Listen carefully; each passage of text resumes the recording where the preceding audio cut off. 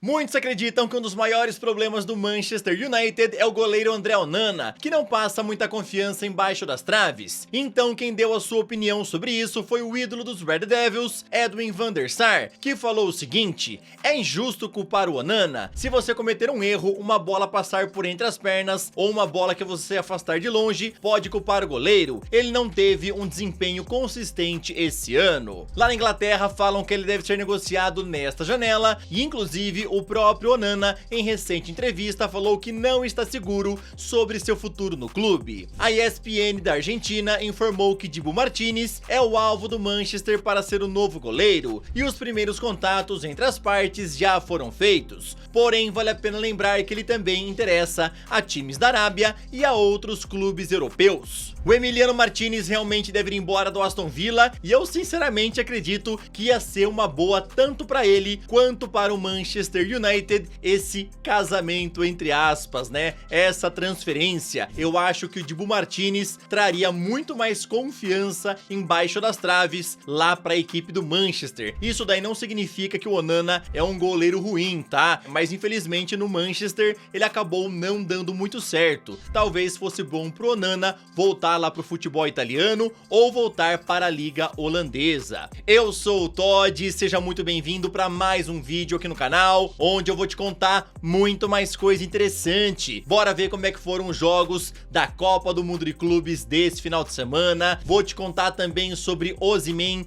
que continua na pauta do Al Hilal. Vojvoda deve ir embora do Fortaleza. Bora conversar sobre tudo isso e muito mais. Então, sem mais enrolações, solta a intro!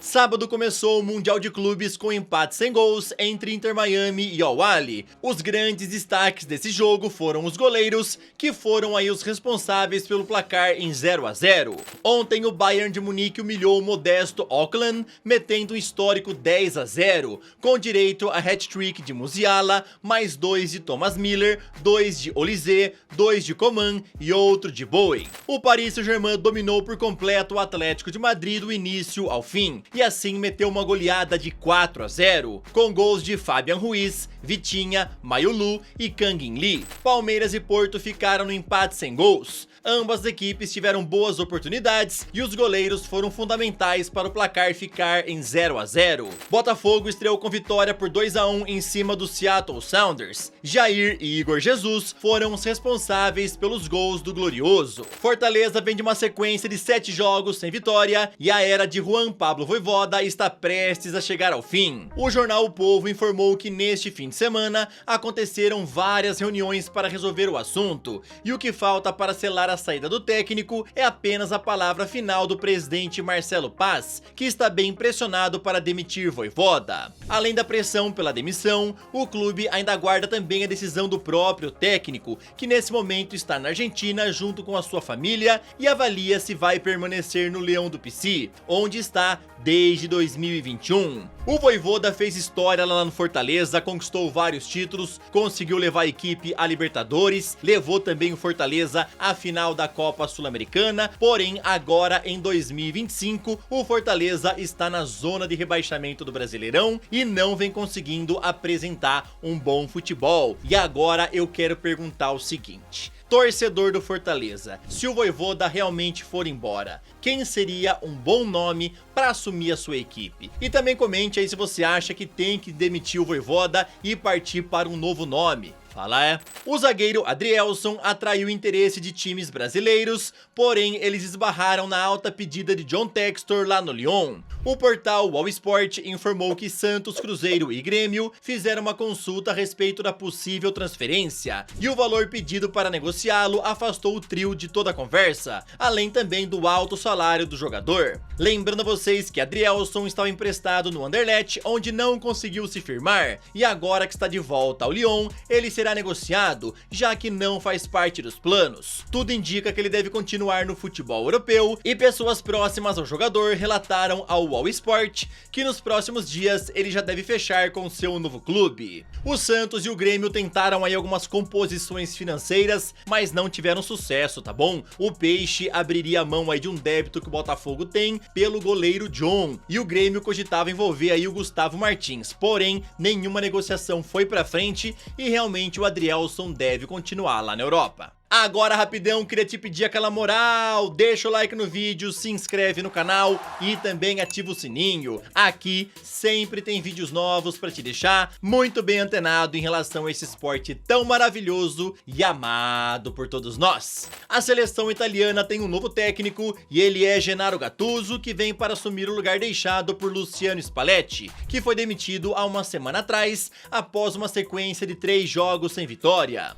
Ontem Gattuso foi anunciado oficialmente e o presidente da Federação Italiana de Futebol falou o seguinte sobre sua chegada. Gattuso é um símbolo do futebol italiano, a camisa azul é como se fosse uma segunda pele para ele, a motivação dele, seu profissionalismo e sua experiência serão fundamentais para os próximos desafios da equipe nacional. Gattuso, até agora em sua carreira como técnico, já comandou 10 times, incluindo Milan e Olympique de Marselha. O único troféu que ele conquistou foi a Copa da Itália na temporada 19-20 pelo Napoli. A estreia do Gennaro Gattuso vai ser no mês de setembro contra a Estônia pelas eliminatórias da Copa do Mundo. Muita gente questionou aí o Gattuso como técnico da seleção italiana, já que ele não tem tanta experiência assim como técnico de futebol, né? Não se mostrou um baita técnico até agora para poder assumir realmente uma seleção tão importante quanto é a seleção italiana. Mas vale a pena lembrar que ele tem uma enorme identificação com a Azzurra e vamos ver como é que ele vai se sair como técnico. O Al Hilal segue firme tentando a contratação de Victor Osimhen e não se dá por vencido após as recentes recusas do nigeriano. Lembrando a vocês que o atacante recusou uma oferta salarial na casa dos 40 milhões de euros por ano, porém o saudita segue insistindo e quem confirmou isso foi o jornalista Fabrizio Romano. O Al Hilal sabe que nenhum dos outros interessados consegue competir financeiramente com a última oferta apresentada ao jogador e eles irão tentar mais uma vez convencê-lo da mudança. Lembrando a vocês que o time árabe já tem acordo com o Napoli para pagar a multa rescisória e o que falta para a transferência é somente o acordo com Osimhen. O Galatasaray ainda tenta fechar com ele para que ele fique definitivo, porém vale a pena lembrar que o Osimhen interessa a times da Premier League e também a Juventus da Itália. O cara tem recusado as investidas milionárias do Al Hilal, porém o time saudita promete uma última baita investida para convencê-lo financeiramente do projeto, né? Entre Napoli e Al Hilal tá tudo fechado e vamos ver se eles vão conseguir convencer o jogador dessa mudança. O jornal Marca informou que o Real Madrid já está trabalhando em contratações para o ano que vem e isso é porque eles estão interessados num trio de jogadores que pode ficar livre no mercado se não renovarem seus contratos. Um dos alvos é o jovem Lewis Skelly do Arsenal, porém os Gunners não temem o interesse que vem de Madrid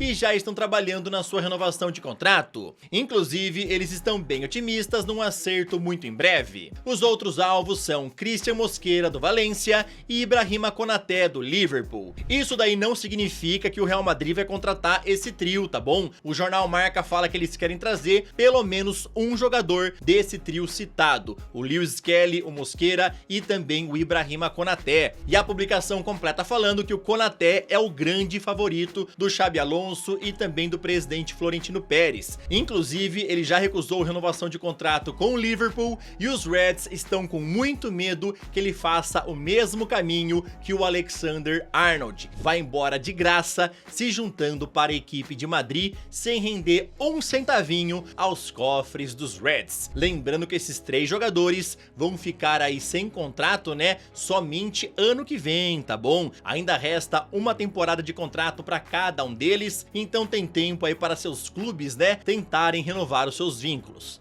Esse foi o vídeo desta segunda-feira, espero que vocês tenham gostado, tamo junto, valeu e falou!